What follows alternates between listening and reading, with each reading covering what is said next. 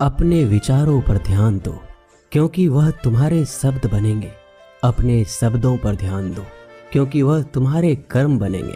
अपने कर्मों पर ध्यान दो, क्योंकि वह तुम स्वयं बनोगे। गलती उसी से होती है जो मेहनत से काम करता है। निकम्मों की जिंदगी तो दूसरों की बुराई खोजने में खत्म हो जाती है। इज्जत इंसान की नहीं होती है, जरूरत की होती है। जरूरत खत्म तो इज्जत खत्म। बोलना सीखिए, वरना जिंदगी भर सुनना पड़ेगा। उड़ने में बुराई नहीं है, आप भी उड़े, लेकिन उतना ही जहां से जमीन साफ दिखाई देती हो। सिर्फ वो लोग आपकी परवाह करते हैं जो आपको तब भी सुन सकते हैं जब आप चुप होते हैं। चिंता उतना ही करिए जितने में काम हो जाए, उतना नहीं कि जिंदगी ही तमाम हो जाए। आप अपने शब्दों को चाहे जितनी भी समझदारी से बोलिए, लेकिन सुनने वाला अपनी योग्यता और अपने मन के विचारों के अनुसार उसका मतलब निकालता है। यकीन करो, जो तुम्हें भूल चुका है वो भी याद करेगा, बस उसके मतलब के दिन आने दो। कहानी जिंदगी की यही है कि इसमें मनचाहा किरदार नहीं मिलता। जिंदगी तो अपने दम पर ही जी जाती है। दूसरों के कंधों पे तो सिर्फ जनाजे उठाए जाते हैं। आपकी मुस्कान, आपके चेहरे पे भगवान के हस्ताक्षर हैं। उसे अपने आंसुओं से धुल लें या क्रोध से मिटने ना दें। कोई भी व्यक्ति हमारा मित्र या शत्रु बनकर संसार में नहीं आता। हमारा व्यवहार और शब्द ही लोगों को मित्र और शत्रु बनाता है। जो व्यक्ति हर वक्त दुख का रोना रोता है, उसके द्वार पर खड़ा सुख बाहर से ही लौट जाता है। जिसके पास उम्मीद और आस है, वो जिंदगी के हर इम्तिहान में पास है। हर कोई अपना नहीं होता, और यही सच है। कितने अजीब हैं ये जमाने के लोग। खिलौना छोड़कर जज्बातों से खेलते हैं। महान दिमाग विचारों की चर्चा करता है, औसत दिमाग घटनाओं की चर्चा करता है, और छोटा दिमाग लोगों की चर्चा करता है। अहंकार ना पालिए जनाब, वक्त के समंदर में कई सिकंदर डूब गए। इन 5 जगहों पर हमेशा चुप रहना सीखिए। पहला, जहां आपके शब्दों की कोई कीमत नहीं। दूसरा, जहां बोलने के बाद आपको पश्चाताप ना करना पड़े। तीसरा, अगर आपके बोलने से किसी का दिल दुखता हो। चौथा, अगर आप गुस्से में हो, क्योंकि इंसान गुस्से में बिना कुछ सोचे समझे कुछ भी बोल देता है। और पांचवा, जहां आपको समझदारी से कोई सुनने वाला ना हो। किसी का कष्ट देखकर अगर तुम्हें भी कष्ट होता है तो समझ लेना तुम्हारी आत्मा में परमात्मा विराजमान है। सिर्फ सुकून ढूंढिए, जरूरतें कभी भी पूरी नहीं होती। जिंदगी में सारा झगड़ा ख्वाहिशों का है। ना तो किसी को गम चाहिए, ना किसी को कम चाहिए। जिसके इरादे हमेशा साफ होते हैं, कई बार लोग उसी के खिलाफ होते हैं। जो तुमसे तंग आ जाए उसे छोड़ दो, क्योंकि बोझ बन जाने से याद बनना बेहतर है। झूठ की खरीदारी ज्यादा दिन तक नहीं टिकती। सच एक ही सही अंत तक साथ देता है। किसी इंसान के आज को देखकर उसके भविष्य का मजाक मत उड़ाओ, क्योंकि समय में इतनी शक्ति है कि वो कोयले को भी धीरे धीरे हीरे में बदल देता है। समय जब फैसला करता है तो गवाहों की जरूरत नहीं पड़ती। इंसान का काम तमाम करने वाला शब्द है। कल करूँगा, ना तो अधिक बोलना अच्छा है, ना ही जरूरत से ज़्यादा चुप रहना। जैसे बहुत अधिक वर्षा होना भी अच्छी बात नहीं है, और बहुत अधिक धूप भी अच्छी नहीं होती। विचार कीजिए, हमारा जन्म हमारी मर्जी से नहीं होता, ना हमारा मरण हमारी मर्जी से होता है। इस जन्म मरण के बीच में होने वाली सारी व्यवस्था हमारी मर्जी से कैसे हो सकती है। जिंदगी में हर मौके का फायदा उठाओ, पर किसी के मजबूरी का नहीं।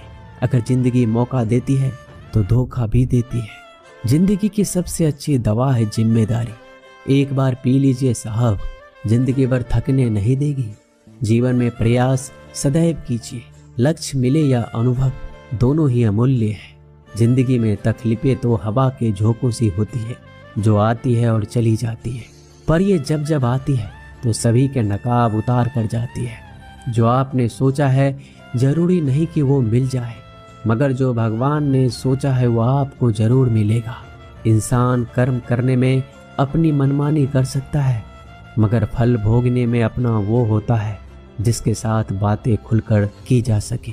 ना कि संभल कर मनुष्य अहंकार और गलतफहमी के कारण महत्वपूर्ण चीजों से दूर रहता है। गलतफहमियां सच नहीं बताती और अहंकार सत्य को देखने नहीं देता। अगर आपके साथ जिंदगी खेल रही है तो आप निश्चित ही एक बेहतरीन खिलाड़ी होंगे। जिंदगी का काम है ठोकर मारना, बिखरना है या निखरना है ये तो आप पर निर्भर करता है। आज तुम्हारे जीवन में कितनी मुसीबतें हैं इससे कोई फर्क नहीं पड़ता। फर्क पड़ता है तो बस इस बात से कि तुम उसका सामना कैसे करते हो। मनुष्य को इस संसार में जो भी मिला है उसमें उसको खुश रहना चाहिए। जो नहीं मिला है उसके लिए दुख नहीं मनाना चाहिए। इंसान ने जितना उसके लिए सोचा है भगवान ने उसके लिए उससे ज्यादा सोच कर रखा है। इसलिए कभी भी किसी चीज के बारे में चिंता मत करो। प्रभु श्री राम ने घर में विरोध सहा है, कान्हा ने भी समाज में बहुत सहा है और यह आपके साथ भी होगा। पर अगर इससे आप ऊपर उठोगे तो ही कुछ नाम बनेगा। दूसरों पर निर्भर रहने वाले लोग कभी खुश नहीं रह पाते। इसलिए इस लायक बनिए कि आपकी इच्छाओं का आप स्वयं पूरा कर सके।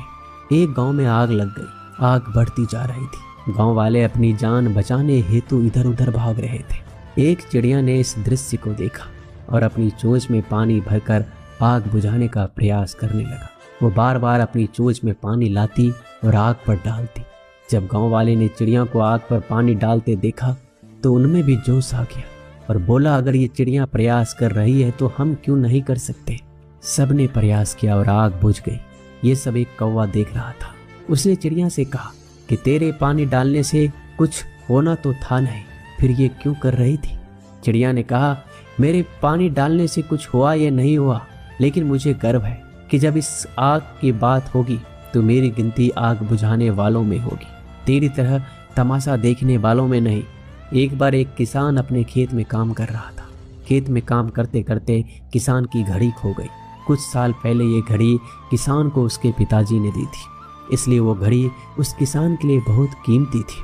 अब किसान सब काम छोड़कर घड़ी ढूंढने लगा, लेकिन बहुत देर होने के बाद भी वो घड़ी नहीं मिली। तभी किसान ने पास में खेल रहे बच्चों को बुलाया और उनसे कहा, बच्चों, इस खेत में मेरी घड़ी गुम गई है। मैं बहुत देर से घड़ी ढूंढ रहा हूँ। तुम में से जो मेरी घड़ी ढूंढने में मदद करेगा मैं उसे एक इनाम दूंगा।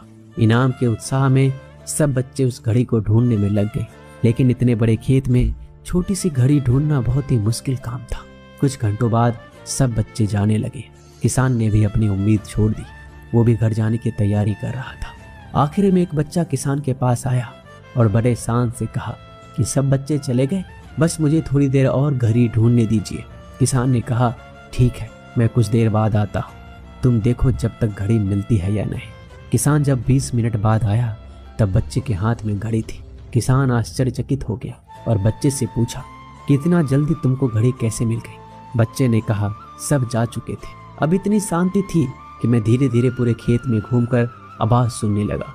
जैसे ही शांति में मुझे आवाज सुनाई दी वैसे मुझे पता लग गया कि घड़ी कहाँ पर है। दोस्तों, ये कहानी शांत दिमाग का बहुत ही बढ़िया उदाहरण है। जब हमारा दिमाग शांत होता है हर बड़ी चिंता खत्म हो जाती है और आसपास का शोर भी खत्म हो जाता है, तो हमारा दिमाग अपने आप काम करता है और हमें